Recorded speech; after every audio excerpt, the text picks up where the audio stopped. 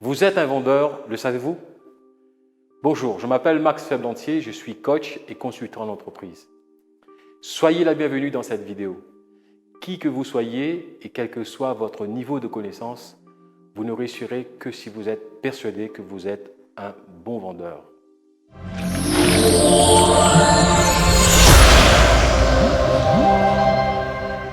Aujourd'hui, le commerce connaît un grand changement avec l'Internet.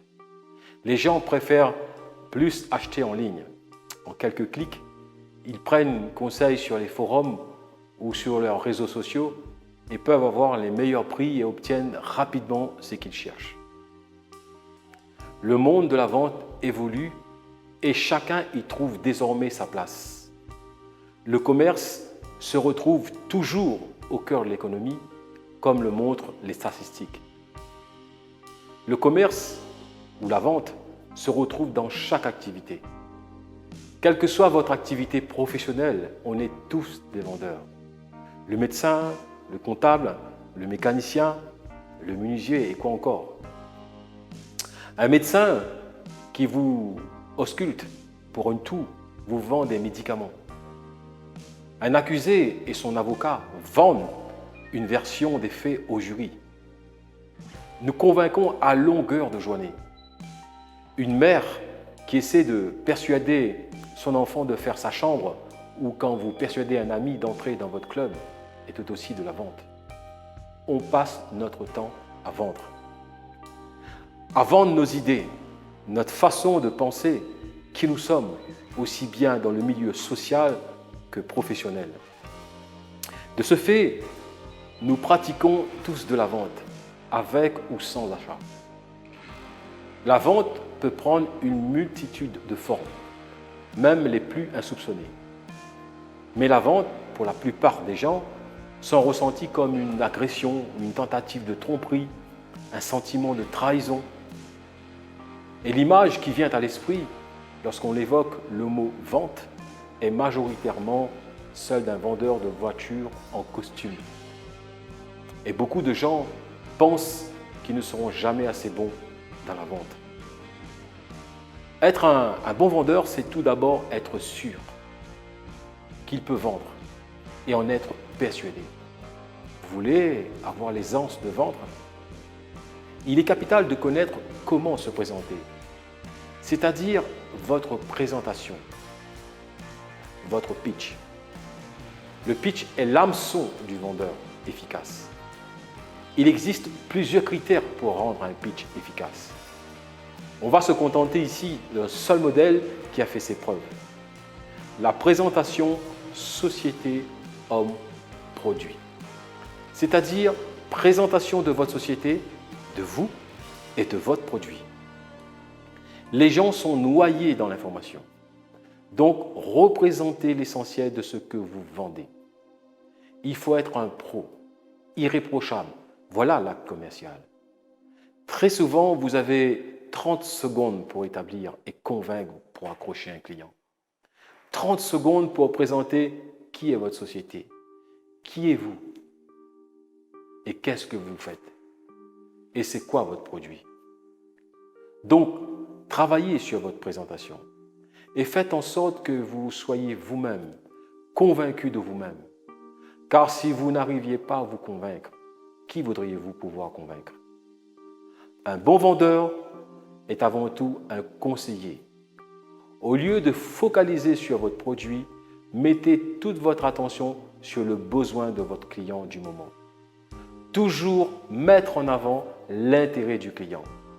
Vous êtes là pour soulager, résoudre et donner une solution aux besoins et aux problèmes de votre client. Faites la connexion entre le besoin, votre savoir-faire et votre produit. Dites-vous bien, si vous voulez être un vendeur qui fait l'affaire, il faut que vous pensiez que le client est votre patron. Sans client, pas d'entreprise. Et pas d'entreprise, pas de travail pour vous. Alors, dites-vous bien, chaque client est votre patron. Le besoin de votre client est l'unique chose qui importe. Connaître son besoin et le satisfaire. Voilà votre job. Et à la fin, le conseiller au meilleur qu'il soit. Quand le client est satisfait non seulement il sera votre client fidèle, mais il sera aussi votre ambassadeur, ambassadeur de votre société et aussi de votre marque. C'est pour cela que vous devez savoir écouter, connaître exactement de quoi il a besoin votre client, de quoi il souffre, de quoi il a envie d'avoir ou d'être, et faire la connexion avec votre produit. Le bon vendeur arrive à anticiper les problèmes que vous-même, vous ne connaissez pas encore. L'important pour l'acheteur d'aujourd'hui, que vous connaissez mieux que lui son problème et vous êtes capable d'apporter la solution. Par exemple, si vous avez un problème d'allergie à la poussière chez vous, vous allez vouloir acheter un aspirateur. Avec ce que les gens disent et avec ce que quelques recherches sur les forums, vous décidez d'acheter un nouvel aspirateur.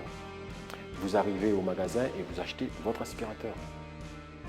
Avec un vendeur et en même temps un conseiller, lui peut-être vous dira que ce n'est pas d'un nouvel aspirateur dont vous avez besoin, mais peut-être de changer le tapis de votre salon qui garde les poussières. Un bon vendeur n'est donc pas un vendeur de l'instant. C'est un vendeur qui sait vous apporter une réponse durable.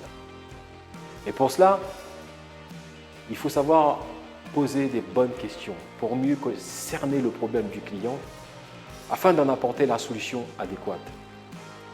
Un bon vendeur sait aussi à quel moment il faut écouter et donner vraiment son attention et à quel moment il faut parler de lui et de son produit. Imaginons, vous êtes dans un salon ou une conférence et vous discutez avec une personne que vous rencontrez pour la toute première fois. Cette dernière vous parle sans arrêt de ses services et d'elle-même, en vous tendant finalement sa carte d'affaires que vous ne lui avez même pas demandé. Et tout ça lors d'une discussion de 15 minutes, totalement à sens unique. Voudriez-vous faire appel au service de cette personne ? Je pense que vous me répondiez « non, merci ». Il faut savoir écouter. La plupart des gens ne savent pas écouter. Parce que pendant que les autres parlent, ils pensent d'abord à ce qu'ils vont dire ensuite et comment ils pourraient vendre. Il faut donc apprendre à écouter l'autre pour savoir quelle est son offre. Imaginez que vous frappiez à la porte d'un client pour lui vendre votre produit ou votre service à 200 €. Celui-ci vous répondra peut-être « non, désolé, mais en ce moment, je n'ai pas 200 € à vous dépenser ». C'est le « en ce moment » qui constitue son offre. Et si vous êtes un beau vendeur, vous serez improvisé en lui proposant de payer en plusieurs fois. Pendant un entretien, un rendez-vous d'affaires, faites en sorte de toujours avoir un engagement de votre client. Toujours. Ne quittez pas votre entretien sans avoir un engagement de votre client. Cela peut être l'acte de vente ou un autre rendez-vous pour une autre proposition. Faites en sorte que vous restiez dans le circuit si la vente n'est pas faite. Demandez à votre client de vous donner un engagement. Et pour terminer, j'aimerais vous dire, savoir vendre, c'est avant tout servir l'intérêt de l'acheteur. La technique de vente sous pression appartient désormais au passé. Le prêt à recevoir va devoir laisser la place au prêt à donner dans tous les aspects de la vie, y compris de la vente. Nous sommes tous capables de vendre. Personne n'est réellement fait pour être vendeur, mais tout le monde peut vendre. Merci pour votre écoute et ne manquez pas les prochaines vidéos en vous abonnant sur ma chaîne. Nous avons une nouvelle vidéo tous les vendredis, alors assurez-vous de vous abonner et laissez-moi un commentaire.